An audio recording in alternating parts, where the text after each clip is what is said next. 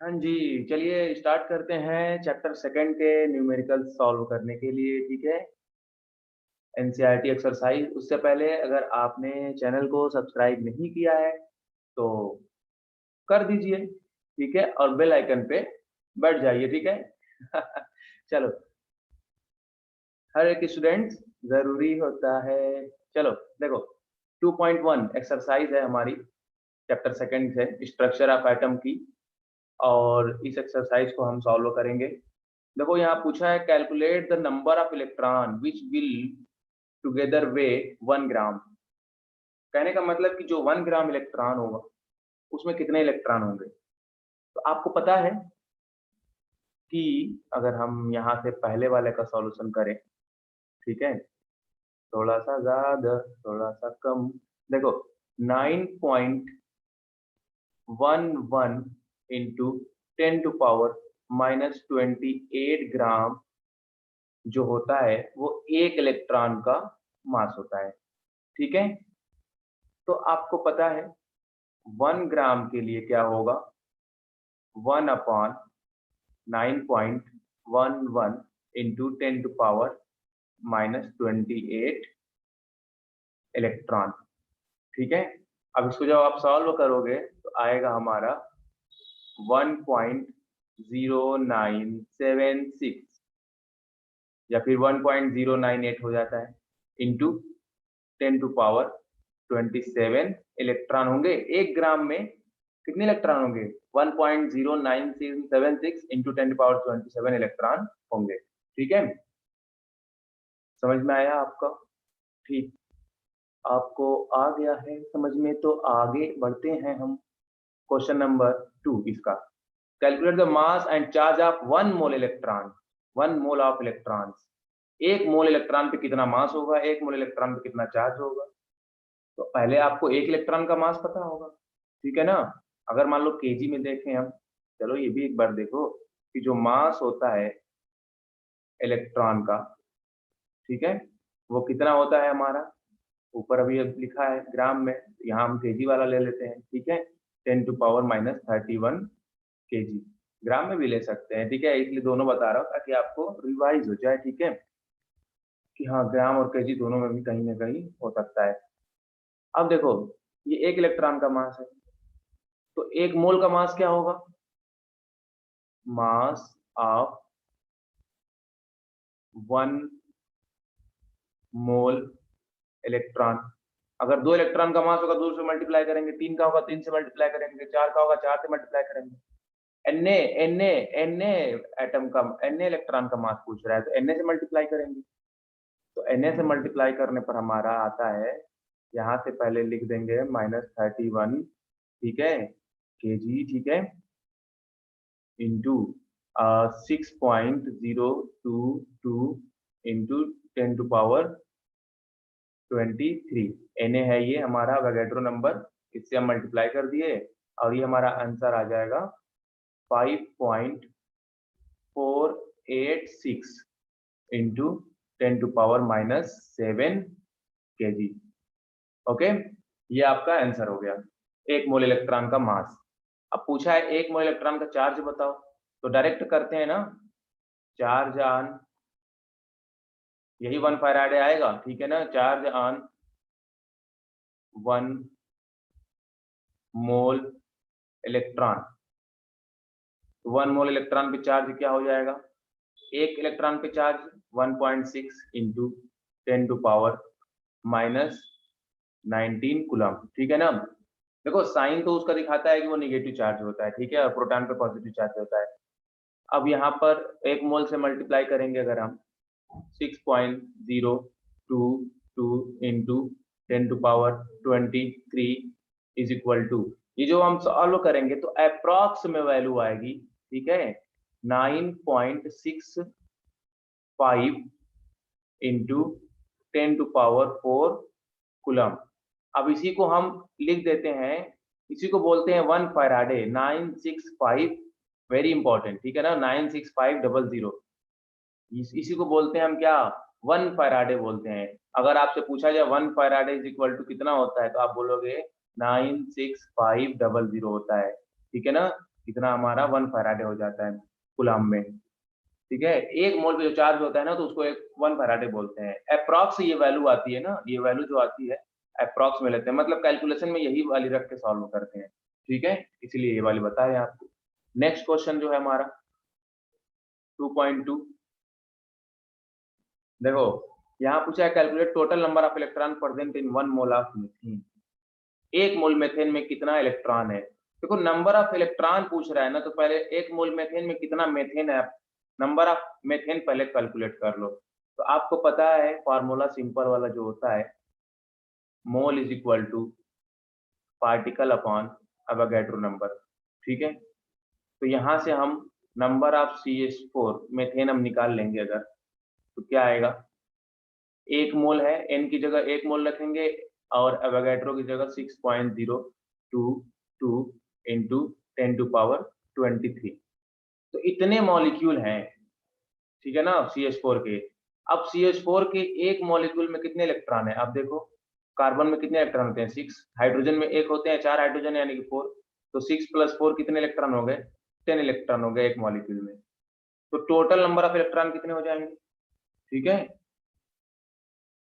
Total electron in CH4 कितने हो जाएंगे हमारा? 10 एक में होते हैं, कितने हमारे CH4 हैं? 6.022 इंटू 10⁻23 CH4 है मीथेन। तो ये 10 से मल्टीप्लाई कर देंगे हम इसको। ठीक है, समझ में आ गया? तो क्या है, 10⁻24 हो जाएगा। तो हमको ये पहला वाला क्वेश्चन सॉल्व कर लिया हमने कि हाँ, तो इतना हमारे पास इलेक्ट्रॉन है। ठीक है, 1 मोल मीथेन में हमारे पास कितना इलेक्ट्रॉन है। अब दूसरा वाला देखो क्या है, find total number and the total mass of neutron. इसमें पूछा है टोटल न्यूट्रॉन कितने हैं, 7 मिलीग्राम ऑफ कार्बन 14 में। ठीक है, और उसका पूरे न्यूट्रॉन का मास कितना होगा। ठीक है, तो आपको यहाँ पर मास देके, मास दिया है तो पहले हमको ये पता रहेगा कितने कार्बन के मॉलिक्यूल हैं, तो पता चल गया जाएगा कितने न्यूट्रॉन है, क्योंकि एक कार्बन में यहाँ पर अगर देखा जाए कार्बन 14 के बारे में, तो नीचे क्या होता है, 6 होता है। तो इसमें न्यूट्रॉन कितने हो जाएंगे, A minus z, A minus z. A कितना है, 14 है, जेड कितना है, 6 है, तो न्यूट्रॉन कितने हो गए, 8 हो गए। ठीक है ना, ये 8 न्यूट्रॉन हो गए, एक कार्बन 14 में 8 न्यूट्रॉन है। तो हमें पता चलेगा कितना कार्बन है 7 मिलीग्राम में, उसी से मल्टीप्लाई कर देंगे। तो मिलीग्राम मास से हमको पार्टिकल पता करना है। तो आपके पास फार्मूला है, हमने बताया है कि N upon Na is equal to mass upon molar mass. ठीक है, मास अपॉन मोलर मास। आपको N डायरेक्ट यहाँ से कैलकुलेट करो, N मतलब क्या निकलेगा, ये नंबर ऑफ कार्बन 14 निकलेगा। ठीक है, तो क्या हो जाएगा, मास कितना है, 7 मिलीग्राम। तो 7 मिलीग्राम को ग्राम में हम कन्वर्ट कर लेंगे, तो 10⁻³ से क्या करेंगे, मल्टीप्लाई। 1000 से डिवाइड मतलब 10⁻³ से मल्टीप्लाई। अब ये देखो, अगर यहाँ पर हम मोलर मास कितना है, 14, ठीक है ना, कार्बन का मोलर मास कितना है यहाँ पर, 14 है, C14 दिया इसलिए मोलर मास 14 ले रहे हैं, इनटू अवोगैड्रो नंबर Na। तो हमारे पास कितने हो जाएंगे, 0.5 Na। 7/14 को हम लिख सकते हैं 0.5, ठीक है ना, 1/2 यानी कि 0.5 Na। ठीक है, इतने हमारे पास कार्बन 14 है, इतना हमारे पास कार्बन 14 है। अगर Na के फॉर्म में नहीं लिखना है तो एवोगैड्रो से यहाँ पर मल्टीप्लाई कर दो। ठीक है, एवोगैड्रो से मल्टीप्लाई कर दो, तो टोटल नंबर ऑफ न्यूट्रॉन कितने हो जाएंगे,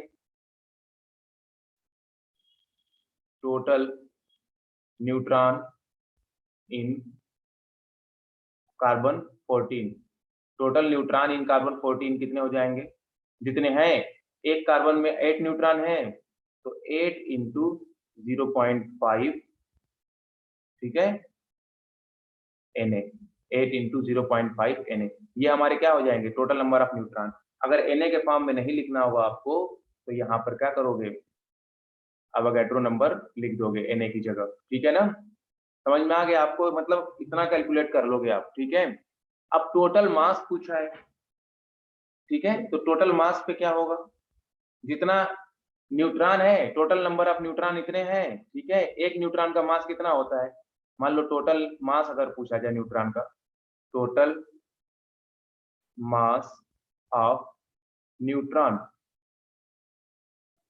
तो टोटल मास ऑफ न्यूट्रॉन क्या होगा, एक न्यूट्रॉन का मास यहाँ पर दिया हुआ है, ठीक है,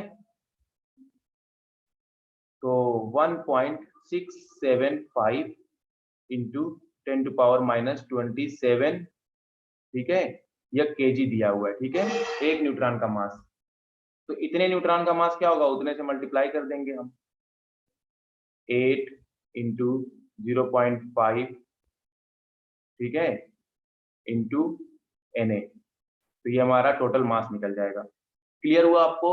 अब देखो Na की जगह हम एवोगाड्रो नंबर रखेंगे 6.022 इंटू 10⁻23।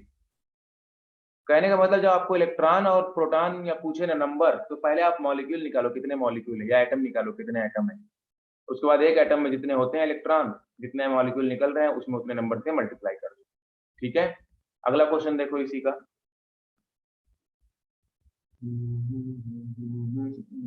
एक मिनट रुक जाओ।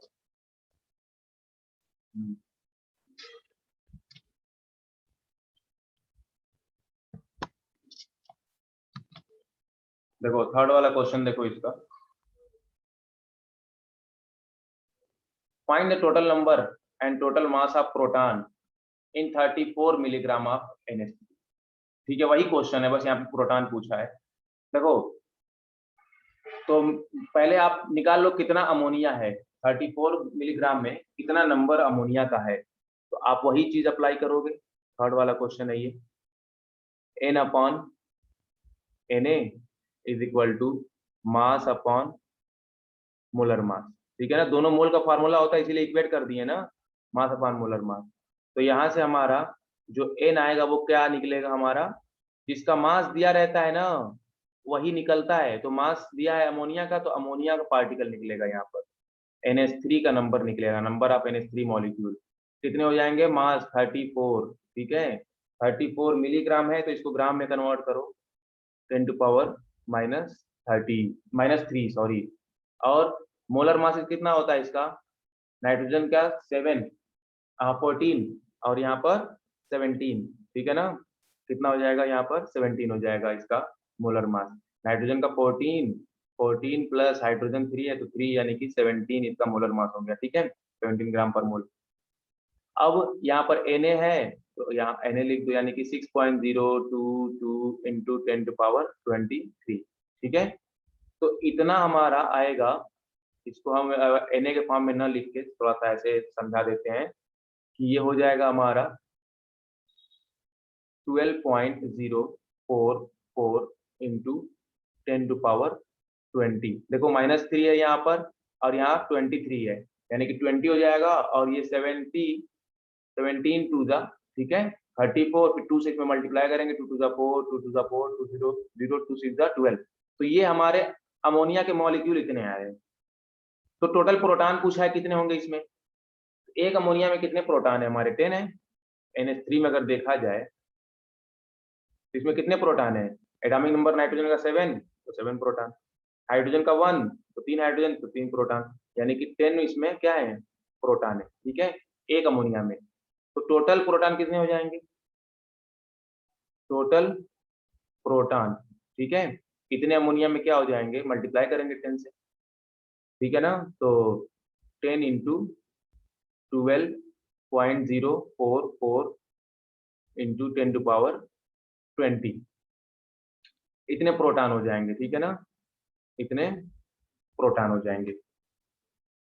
और टोटल प्रोटॉन के मास क्या है, एक प्रोटॉन पे जो मास होता है उसमें मल्टीप्लाई कर देंगे, टोटल प्रोटॉन पे जो मास होता है, एक प्रोटॉन का मास कितना 1.67 इंटू 10⁻⁻27, ठीक है, केजी में रहेगा ये -27 केजी, इंटू ये वैल्यू जो आएगी हमारी, इसको नंबर में कैलकुलेट करेंगे अगर इसको, तो ये हो जाएगा 21, डेसिमल को इधर लेके जाओ तो एक और बढ़ा दो, तो आ जाता है 1.2044 इंटू 10⁻²2, ठीक है। तो यहीं पे 1.2044 इंटू 10⁻²2, तो यहाँ पर कैलकुलेट करने पर आ जाएगा ये क्या है 27 है ना, ये कैलकुलेट करने पर आ जाएगा ये 2.0145, ठीक है, इंटू 10⁻⁻5 kg, ठीक है। आपको कॉन्सेप्ट समझ में आ रहा होगा कि यहीं से हमको सॉल्व करना है। पहले हमको नंबर निकालना है कितने अमोनिया है, एक अमोनिया में जितने प्रोटॉन, एक अमोनिया में जितने प्रोटॉन, उसी से जो उस नंबर में मल्टीप्लाई कर देंगे तो टोटल प्रोटॉन निकल जाएगा। जब टोटल प्रोटॉन निकल जाएगा तो टोटल प्रोटॉन, मान लो 2 प्रोटॉन निकलता है तो 2 प्रोटॉन का मास होता है, इतने प्रोटॉन निकले हैं तो इतने प्रोटॉन का मास लिखेंगे हम, एक प्रोटॉन के मास से मल्टीप्लाई कर देंगे, ठीक है। नेक्स्ट क्वेश्चन देखो, अब क्वेश्चन नंबर 3, ठीक है। ये तो काफी सिंपल क्वेश्चन है। इसमें पूछा है how many neutron proton are there in the following nuclei. आप लिख लो पहले ऐसे, कार्बन क्या है यहाँ पर 6 है और यहाँ 13 है, तो आपके पास 6 इलेक्ट्रॉन है, ठीक है, आपके पास 6 प्रोटॉन है, ठीक है ना। और न्यूट्रॉन की जगह क्या हो जाएगा, न्यूट्रॉन इज इक्वल टू क्या होता है A माइनस जेड, ऊपर वाला को मतलब नीचे वाले माइनस कर दो, तो 13 माइनस 7 कितना आ जाएगा हमारा ये, अरे सॉरी 13 माइनस 6, जेड कितना है, mistake mistake mistake mistake mistake mistake, 13 minus 6, ठीक है, कितने हो जाएंगे 7 न्यूट्रॉन हो जाएंगे यहाँ पर। अब डायरेक्ट करो यहाँ से जल्दी, न्यूट्रॉन और प्रोटॉन को बता दो फटाफट। ऑक्सीजन है यहाँ पर, ऊपर क्या है 16 है और नीचे क्या है 8 है, तो यहाँ पर 8 क्या है इलेक्ट्रॉन है, न्यूट्रल एटम में जितने इलेक्ट्रॉन उतने प्रोटॉन है, ठीक है। 16 माइनस 8 क्या हो जाएगा, 8 ही क्या हो जाएंगे इसमें न्यूट्रॉन हो जाएंगे, ठीक है ना, न्यूट्रल। अगला देखो मैग्नीशियम 12, ये 24, इसमें 12 इलेक्ट्रॉन है, 12 प्रोटॉन है, ठीक है। 24 माइनस 12 कितना हो जाएगा 12, इसमें न्यूट्रॉन हो जाएंगे, ठीक है। आयरन, आयरन 26 और ऊपर है 56, तो 26 से इसमें इलेक्ट्रॉन हो जाएंगे, 26 से इसमें प्रोटॉन हो जाएंगे, और 56 माइनस 26 क्या हो जाएगा 30, 30 इसमें क्या हो जाएंगे न्यूट्रॉन हो जाएंगे, ठीक है। स्ट्रोंशियम Sr 38 और ऊपर है हमारा 88, तो 38 इसमें क्या हो जाएंगे इलेक्ट्रॉन हो गए, 38 इसमें प्रोटॉन हो जाए, और 88 और 38 माइनस करेंगे तो 50 न्यूट्रॉन हो गए। बता लिया आपने सब कुछ, ठीक है। तो आपको यहाँ पर दिया हुआ है ना, अगर मान लो नहीं दिया होता, सिर्फ carbon oxygen magnesium iron strontium लिखा होता तो आपको एटॉमिक नंबर याद होना चाहिए, ठीक है, और मास नंबर, ठीक है ना। तो जो जो फेमस चीजें होती हैं उसकी याद किया करो, धीरे धीरे बताया जाता है। अब यहाँ देखो जैसे 2.4 है एक्सरसाइज, सिंबल बताना है ना, कंप्लीट सिंबल लिखा है, मतलब उस पे मास और वो सब दिखा के लिखना है, ठीक है, symbol for the atom with the given atomic number and atomic mass. तो हमारा सिंबल क्या होता है, एक्स होता है, नीचे हम जेड लिखते हैं, ऊपर ए लिखते हैं, यही हमारा सिंबल होता है। अब यहाँ एक्स क्या आएगा, तो पहला वाला देखें, तो एटॉमिक नंबर 17 है, तो क्लोरीन होगा सिंबल, और एटॉमिक नंबर नीचे लिखेंगे हम, और मास नंबर ऊपर क्या लिखेंगे 35, ठीक है, ये हो गया। और दूसरे वाला का जो है हमारा एटॉमिक नंबर क्या है, सिंबल मान लो हमारा कोई भी है, यहाँ पर एटॉमिक नंबर इसका 92 है और इसका मास नंबर 233 है, ठीक है ना, 233 है, तो यहाँ पर यूरेनियम होगा, क्या होगा यूरेनियम। देखो ये सब फेमस है ना, ये आपके मतलब जब पढ़ाया जाता है तो वहां पर भी बता दिया जाता है कि यूरेनियम का 92 होता है, तो वही क्वेश्चन क्वेश्चन में भी वही पूछा, ये नहीं कि कहीं का टेबल में आपको उठा के पूछ दिया है, ठीक है। तो यहाँ पर हो जाएगा यू यू, ठीक है ना, 92 और यहाँ पर 233, ठीक है, 232 वाला भी होता है। अब देखो थर्ड वाला क्या है, वो एटॉमिक नंबर 4 है, तो यानी कि बेरिलियम, बेरिलियम का क्या होता है 4 होता है, और बेरिलियम शीट पे जो चैडविक ने बम्बार्डमेंट किया था तो वहां पर भी बताया गया आपको, ठीक है।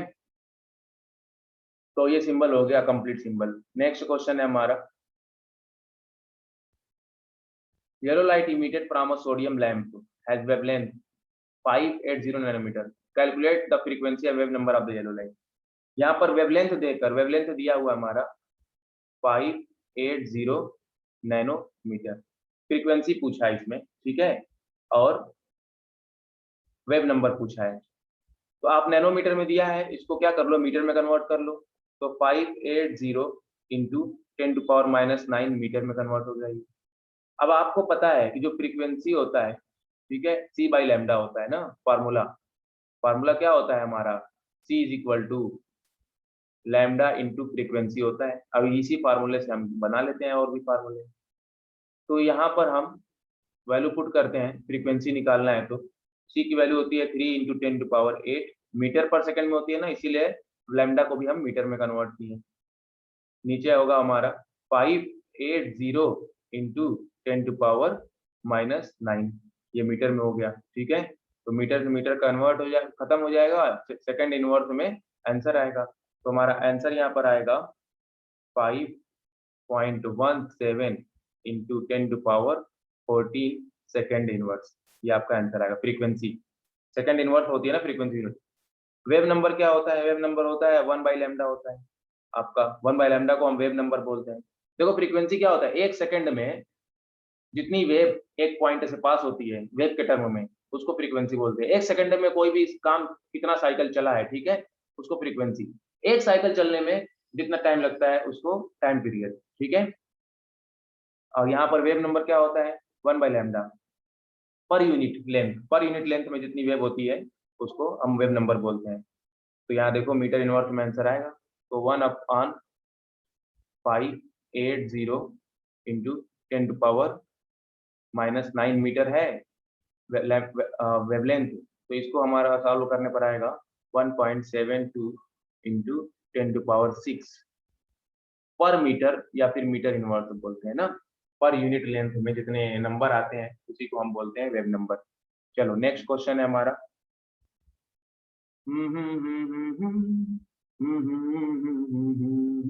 देखो find energy of each of photon which. देखो तो यहाँ पर फोटॉन की जो लाइट की जो फ्रीक्वेंसी है यहाँ पर दिया है 3 इंटू 10⁻15, ठीक है ना। फ्रीक्वेंसी कितना दिया है, 3 इंटू 10⁻15। 6 वाला क्वेश्चन है ये ना, ठीक है। तो एनर्जी बोला है कि फोटॉन की एनर्जी क्या होती है, तो पहला वाला हमारा आपने जाना है Planck quantum theory, E is directly proportional to nu, थोड़ा रिवीजन भी हो जा रहा है। इसी को हटाते हैं तो प्लैंक कांस्टेंट आता है, ठीक है, एच न्यू होता है, ठीक है। अब इसी में हम वैल्यू पुट कर देंगे यहाँ से, चलो सॉल्व करते हैं। तो एच की होल वैल्यू होती है हमारी 6.626 इंटू 10⁻34 ठीक है, joule second into new, new मतलब फ्रीक्वेंसी दिया हुआ है 3 इंटू 10⁻15 हर्ट्ज, ठीक है ना। हर्ट्ज है ना, तो इसको हम क्या करेंगे, सेकंड इनवर्स भी लिख सकते हैं। हर्ट्ज लिखो या फिर सेकंड इनवर्स लिखो, बात बराबर है, ठीक है। तो सेकंड सेकंड कैंसिल हो जाएगा, आंसर किस में आ जाएगा हमारा, जूल में आ जाएगा। तो आंसर आएगा 19.878 इंटू 10⁻⁻19 जूल, ठीक है। देखो यही कैलकुलेशन आप करना सीख गए अगर प्रैक्टिस अभी स्टार्ट की हो, मान लो 11th, ठीक है। तो धीरे धीरे आप इसको कैलकुलेट करो। तो काफी एनसीईआरटी क्वेश्चन डायरेक्ट उठा के दे दिए जाते हैं ना एग्जाम में। अब सेकंड हमारा है वेवलेंथ। वेवलेंथ दिया है तो एनर्जी क्या होगी, तो यही हमारा क्या हो जाता है फॉर्मूला, न्यू। न्यू जो फ्रीक्वेंसी होती है उसकी जगह हम c बाई लैम्डा लिख देते हैं, क्योंकि होता है, ठीक है ना, frequency is equal to c by lambda.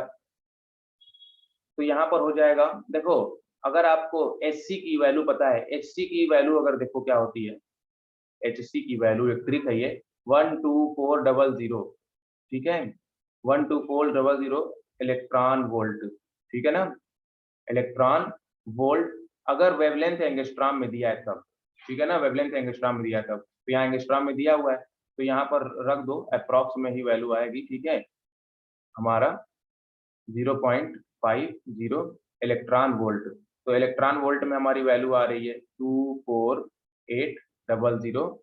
ये एनर्जी हो गई किसमें, इलेक्ट्रॉन वोल्ट में। अगर इसको जूल में कन्वर्ट करना हो तो आपको क्या करोगे, आपको पता है कि 1 electron volt is equal to होता है 1.6 इंटू 10⁻⁻19 जूल, ठीक है।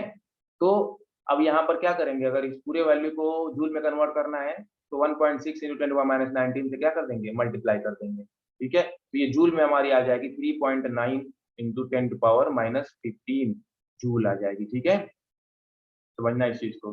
नेक्स्ट क्वेश्चन देखो क्या है। देखो, calculate the wavelength, frequency and wave number. Time period दिया हुआ है ना, टाइम पीरियड दिया है, उसमें वेवलेंथ पूछा है, फ्रीक्वेंसी पूछा है, वेव नंबर। आपको पता है कि जो टाइम पीरियड होती है वो 1/फ्रीक्वेंसी होती है। ठीक है ना, ये फार्मूला आपको पता है, हमने एक्सप्लेन भी किया है इसको। नहीं, जो देखो आपको पता है, जैसे मान लो कि 12 वेव किसी एक पॉइंट से पास हो रही है 1 सेकंड में, तो 12 वेव क्या हो जाएगी, फ्रीक्वेंसी हो जाएगी।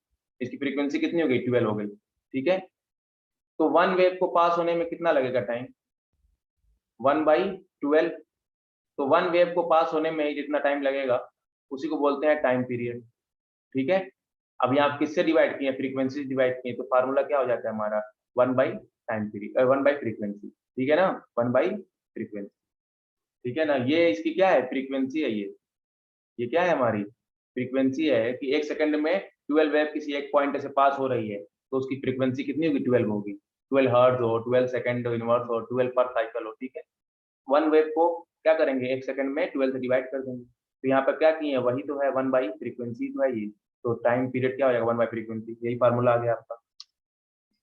तो आपका फ्रीक्वेंसी क्या होगा, 1/टाइम पीरियड होगा। तो टाइम पीरियड हमारा दिया हुआ है 1/2 इंटू 10⁻−10 सेकेंड। ठीक है, तो यहाँ फ्रीक्वेंसी क्या हो जाएगी, 0.1/2 को क्या लिखेंगे, 0.5 इंटू 10⁻10 सेकेंड इनवर्स। ठीक है ना, ये ऊपर जाएगा, प्लस में हो जाएगा, -10 जो है। तो ये हमारी फ्रीक्वेंसी निकल गई। अब लैम्डा वेवलेंथ निकालना है तो c/फ्रीक्वेंसी होता है, तो रख दो वैल्यू यहाँ पटक दो। ठीक है, तो 3 इंटू 10⁸ अपॉन 0.5 इंटू 10⁻10। ठीक है, 10⁻10, तो ये वैल्यू हमारी आएगी 6 इंटू 10⁻2 मीटर। ठीक है ना, -2 मीटर इसकी वेवलेंथ, 6 इंटू 10⁻−2 मीटर इसकी क्या हो जाएगी, वेवलेंथ हो जाएगी। ठीक है, समझ में आया। अब देखो वेवलेंथ है, यहाँ पर फ्रीक्वेंसी है, निकाल लिए हम। वेव नंबर भी निकाल सकते हो। ठीक है, वेव नंबर क्या हो जाएगा हमारा, 1/λ हो जाएगा। ठीक है ना, 1/λ हो जाएगा वेव नंबर। देखो नेक्स्ट क्वेश्चन हमारा, what is the number of photon of light with a wavelength 4000 picometre that provide 1 joule of energy. ठीक है, 1 जूल ऑफ एनर्जी। तो आपको देखो, अगर फार्मूला पता है E is equal to, number पूछा है ना, नंबर ऑफ फोटॉन का। ठीक है, कितने 1 जूल एनर्जी अगर मान लो प्रोवाइड हो रही है तो कितने नंबर ऑफ फोटॉन होंगे। E इज इक्वल टू होता है हमारा h न्यू होता है। ठीक है, तो अगर एक ही टाइप की वेवलेंथ है हमारी, ठीक है, एक ही टाइप की वेवलेंथ है, तो उसके लिए हम अगर मान लो कि उसके 10 फोटॉन है तो यहाँ पर n से मल्टीप्लाई कर देंगे। n क्या है, नंबर, तो 10 इंटू एच न्यू हो जाएगा। 20 फोटॉन है तो n into 20 into H new हो जाएगा। तो यहाँ से नंबर जो निकालेंगे हम, नंबर ऑफ फोटॉन, जो नंबर निकालेंगे n, जो निकलेगा ये क्या निकलेगा, फोटॉन का निकलेगा, is equal to E by h nu. ठीक है, अब यहाँ वेवलेंथ दी है तो वेवलेंथ के टर्म में लिखो, E अपॉन न्यू की जगह क्या लिखोगे, c/λ लिखोगे, तो h हमारा प्लैंक कांस्टेंट, c/λ तो यानी लैम्डा क्या होगा, ऊपर चला जाएगा। ठीक है, अब ये सारी वैल्यू यहाँ पर पुट कर देंगे। देखो h की वैल्यू हमें याद होनी चाहिए, E की वैल्यू दी हुई है 1 जूल, लैम्डा की दी हुई है नैनोमीटर में, पिकोमीटर में तो उसको मीटर में कन्वर्ट कर लेंगे। ठीक है, क्योंकि C की वैल्यू किस में रखते हैं, मीटर में रखते हैं। तो 4000 इंटू 10⁻−12 मीटर। ठीक है ना, 1 picometre equal to 10⁻−12 metre upon h कितना है, 6.626 इंटू 3 इंटू 10�8। ठीक है ना, सी की वैल्यू कितनी है, 3 इंटू 10�8। अब यहाँ से जब इसको कैलकुलेट करेंगे तो आएगा 2.012 इंटू 10⁻16। ठीक है, इतने फोटॉन होंगे। तो कभी आपको फोटॉन अगर पूछे ना एक वेवलेंथ देकर, यही वेवलेंथ है, ठीक है, 1 जूल एनर्जी में जा रही है वो। ठीक है, 1 जूल एनर्जी प्रोवाइड कर रही है इतनी वेवलेंथ पे, तो कितने फोटान होंगे, ठीक है, इस वेवलेंथ के। तो हमको ये फार्मूला अप्लाई कर देना है, सिंपल, ठीक है ना। अगर डिफरेंट टाइप की वेवलेंथ होती है तो एनर्जी क्या हो जाती है, डिफरेंट हो जाती है। ई टोटल क्या हो जाएगा, मान लो E1 हो जाएगा प्लस E2 हो जाएगा प्लस E3 हो जाएगा। पॉलीक्रोमेटिक, ठीक है, और मोनोक्रोमेटिक के लिए ये फार्मूला होता है। एक तरह की वेवलेंथ के लिए एनर्जी का फार्मूला ये होता है। डिफरेंट तरह की वेवलेंथ फ्रीक्वेंसी है तो उसके लिए एनर्जी का फार्मूला ये होता है। यहाँ एच न्यू हो जाएगा अलग अलग सबका। नेक्स्ट क्वेश्चन देखो, ठीक है, 9 वाला क्वेश्चन देखते हैं। अ photon of wavelength, a photon of wavelength, wavelength दिया हुआ है यहाँ पे, स्ट्राइक ऑन मेटल सरफेस, ठीक है, strike on a metal surface. ये 9 वाला क्वेश्चन है, ठीक है। हाँ, तो पहले वेवलेंथ दिया हुआ है, ये फोटो इलेक्ट्रिक का क्वेश्चन है ना। देखो फोटो इलेक्ट्रिक क्या होता है थोड़ा समझ लो। मान लो कोई वेवलेंथ इस पे पड़ रही है एनर्जी, ठीक है ना, एच न्यू, इस पे एनर्जी पड़ रही है मेटल सरफेस पे, तो यहाँ से इलेक्ट्रॉन इजेक्ट हो जाता है, यहाँ से इलेक्ट्रॉन इजेक्ट हो जाता है। अब इजेक्ट होके वो क्या होगा, अगर ये एनर्जी ज्यादा होगी तो ये इलेक्ट्रॉन यहाँ से इजेक्ट होने के बाद भागने लगेगा, काइनेटिक एनर्जी इसके पास हो जाएगी, ठीक है। तो जो इजेक्ट, जितनी एनर्जी, मान लो एनर्जी तो बहुत ज्यादा जा रही है, तो जितनी एनर्जी लेके इजेक्ट होगा उसको हम बोलेंगे वर्क फंक्शन। क्या बोलेंगे, एच न्यू बोलेंगे, ठीक है ना, वर्क फंक्शन। मतलब इतनी एनर्जी पाके वो इजेक्ट हो जा रहा है, ठीक है। तो कितनी, मतलब अगर अगर जो एक्स्ट्रा एनर्जी होगी वो क्या हो जाएगी, इन दोनों का डिफरेंस हो जाएगा, और वही वही एनर्जी या काइनेटिक एनर्जी कहलाएगी, ठीक है। तो काइनेटिक एनर्जी का फॉर्मूला हो जाता है हमारा।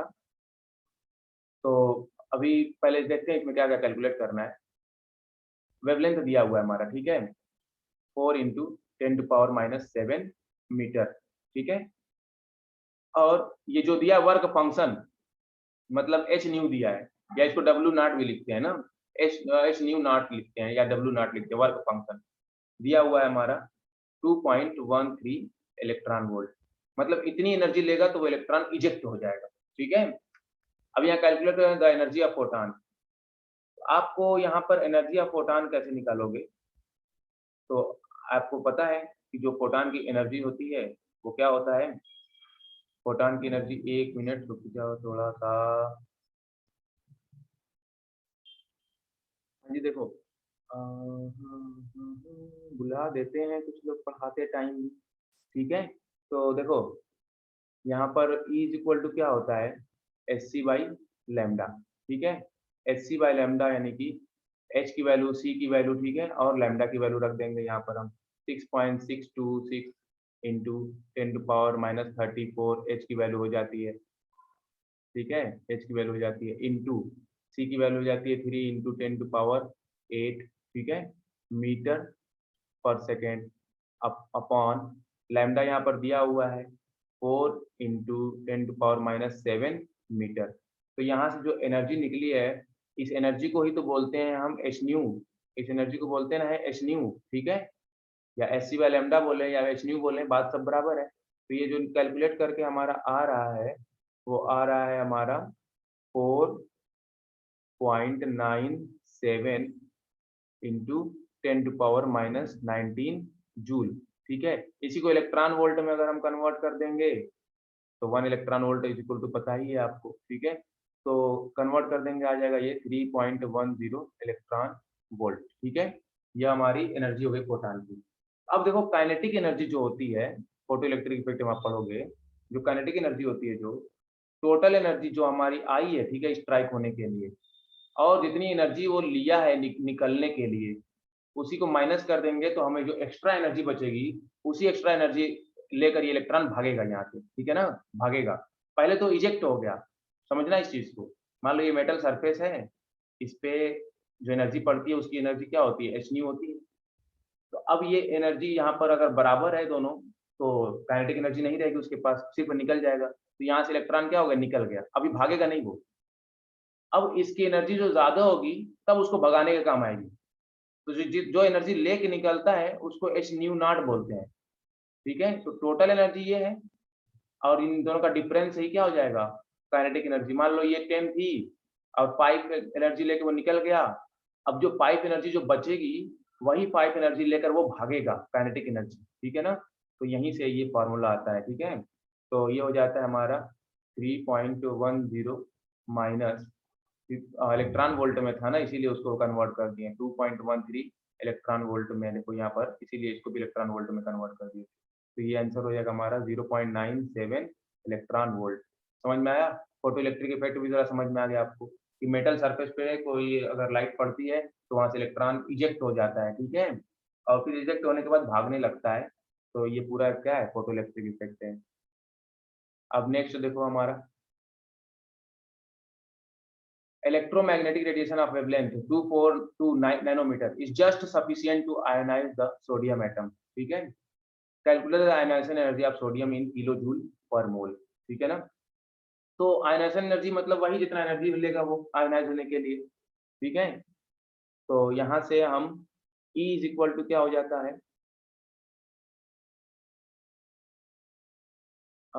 S C by lambda.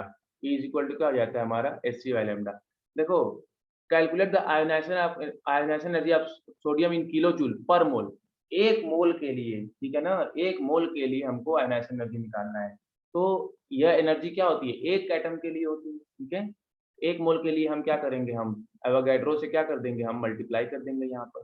तो ये हमारा हो जाएगा 6.022 इंटू 10⁻23। ठीक है, और इंटू 6.626 इंटू 10⁻−34, और सी की कितनी होती है, 3 इंटू 10⁸8। अब ये हम कैलकुलेट जब करेंगे, कभी देखो पावर वाला पहले हटा लेते हैं ना, फिर उसके बाद वेवलेंथ कितनी दी हुई है, 242 नैनोमीटर में दी है, इसको मीटर में कन्वर्ट कर लेंगे 10⁻−9 मीटर, क्योंकि वेलोसिटी यहाँ पर क्या होती है, मीटर में होती है। अब ये जो कैलकुलेट करेंगे आएगा हमारा 4.945, ये इंटू 10⁵ जूल पर मोल आएगा। ठीक है ना, जूल पर मोल आएगा। ठीक है, अब इसको किलो जूल में कन्वर्ट करना है। ठीक है ना, तो हमारा ये हो जाएगा, किलो जूल में 1000 से क्या कर देंगे, डिवाइड कर देंगे, तो 4.945 इंटू 10⁻2 किलो जूल पर मोल हो जाएगा। ठीक है ना, 1000 से डिवाइड करेंगे, 1000 ऊपर जाएगा, माइनस में हो जाएगा 10⁻3, यानी कि 10⁻2 आंसर हो जाएगा यहाँ पर। तो चलिए अब नेक्स्ट लेक्चर में 11 से क्वेश्चन स्टार्ट करेंगे।